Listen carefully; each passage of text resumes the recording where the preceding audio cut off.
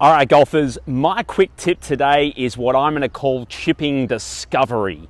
Now, chipping discovery, right, is something that I've just made up in my own head, but what it means is that you need to get out there and find what is the best way that's going to work for you to get the ball as close to the hole as possible.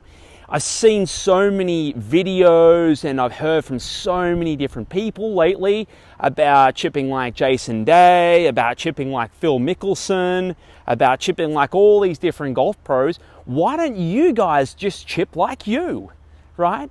The thing is that you won't know which is the best technique for you to use until you get down to your golf course, until you start practicing, until you start discovering the best way for you to learn chipping. Now, I'm going to show you two quick techniques today that I want you guys to have a go of when you get down to doing your practice.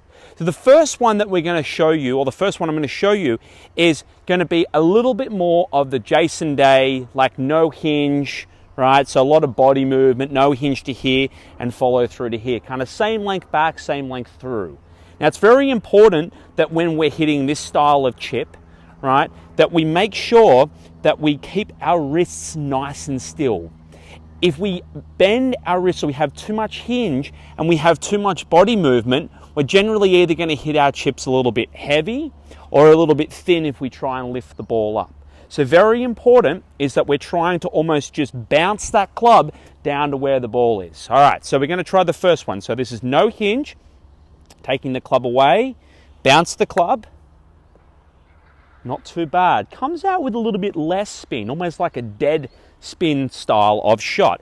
The next one that I'm going to show you, right, is a little bit of a kind of hinge in the backswing and a technique that I really like to use when I'm chipping because I don't have to move my body so far away from the ball.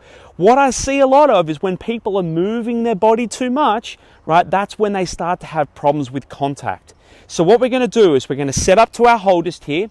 We're going to hinge the club, okay, and then we're going to release the club through. So we're going to hinge and release. Rather than too much body movement, it's more about setting the wrists in the right position with your shot. Okay, here we go. Let's have a turn. So we're going to hinge and release. Hinge, release. A little bit heavy there, but a little bit more spin, so it's actually pulled up a little bit closer. As I said, get down there to your golf club, do some chipping discovery, find out which way is better for you. I'm John from John Burrow Golf Coaching. Until next time, happy golfing.